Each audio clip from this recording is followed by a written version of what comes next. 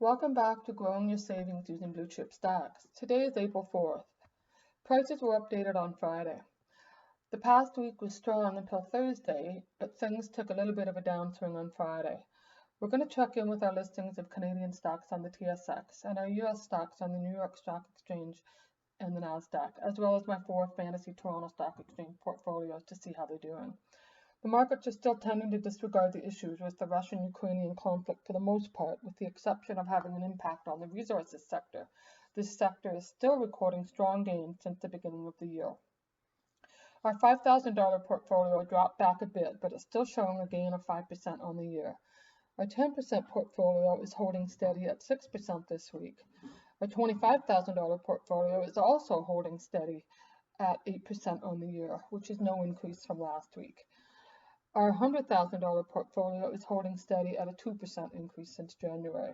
Remember that most GICs and savings accounts will pay you 1 to 2% annually, and also that you are in this to grow your savings and your stocks are paying dividends. So taking a look at the Canadian market, our manufacturing and industry is still showing about 50% gains and 50% losses for an overall drop of 4% on the whole year. Consumer goods is starting to turn around. We're showing an average of 0%. We're mostly in the green with only 3 in the negative numbers. Finance is still showing negative numbers across the board with only 1 small gain this week with Manulife at 2%, a 2% increase. And so the average drop is only 4% on the whole year.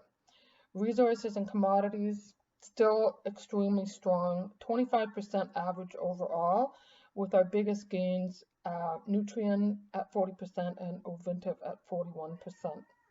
Those are huge gains. Utilities is also completely in the green. We've got a utilities average of 9% increase on the year. So the Canadian portfolio is up 3% on the entire year. So flipping over to the US side, our manufacturing and industry is pretty similar to the Canadian side, a little more on the red side, but we've got some strong gains here. Archer Daniels Midland is up 28%, Raytheon is up 10%, so we have an average of minus 5% for manufacturing and industry. Manufacturing and industry is taking a long time to come back because of all the supply chain issues from the past 2 years with the pandemic. Same with consumer goods and services. It's not bad. It's down 1% on the whole year. Some major gains like Nordstrom at 27% and McKesson at 22% will offset some of the other companies that have losses. This is why it's important to balance out your portfolio. So in finance is fairly similar in the US as it is in Canada. Struggling to come back. So we've got some good gains still. American Express and Visa, both credit card companies, showing pretty strong gains. You'll see PayPal here. PayPal took a dive at the beginning of the year. It went down 33%. It started off at the beginning of the year at 174, and you'll see that it went way down to around $96. So back in these weeks in March, this is when I suggested this would be a very good stock to get into, and as you can see, it's gone from $96 up to $116 this week. So we've got some gains. Had you got in at the low prices there, you would have made some good money though. In the US, resources and commodities, 38% gain on the year. Utilities are starting to climb back up. The utilities average is at 0%. Alliant and Ameren are up 6 and 8, which are offsetting Verizon and AT&T. So let's take a look at my fantasy portfolios. So all the Canadian fantasy portfolios are a little bit off this week. They actually did show strong gains by Wednesday, Thursday, and then there was a bit of a sell-off on Friday. So the $5,000 portfolio is still showing a 5% gain on the year.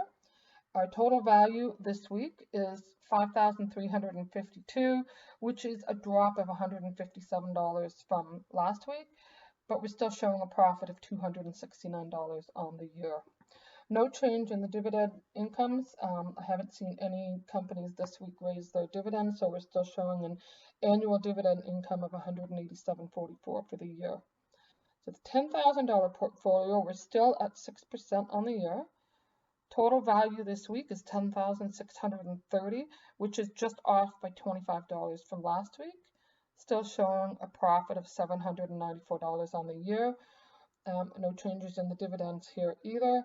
So the dividend income for the $10,000 portfolio is $357.66. The $25,000 portfolio, we're still holding steady at an 8% gain on the year. And keep in mind, remember how I was talking about GICs and savings will pay you 1 to 2%. 8% is a great return. So we've got this week, we've got $26,652 in total, which is a small drop of $167 from last week for a profit of $17.92 on the year. Dividend income for the $25,000 portfolio is $718.52. So a $10,000 portfolio, we are showing 2% gain. That's still holding steady from the last couple of weeks. The value is $100,201, which is $498 off from last week's total of $100,699, but we still have an overall gain of $1,644 on the year.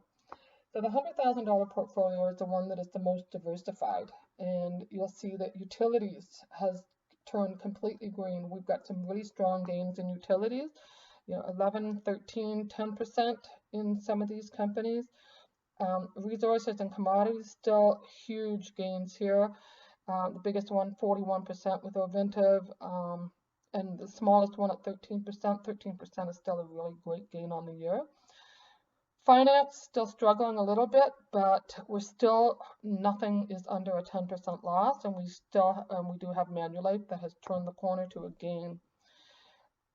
Consumer goods and services are coming back as well. We've only got 3 in the negative numbers. Most of it is in green.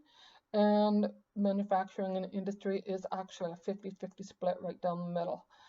So it's looking good. Our fantasy portfolios are starting to show some really good returns. Let's hope that this week is a little bit better and we can show some better numbers and get more on the green. So join me next Monday and see how we update them.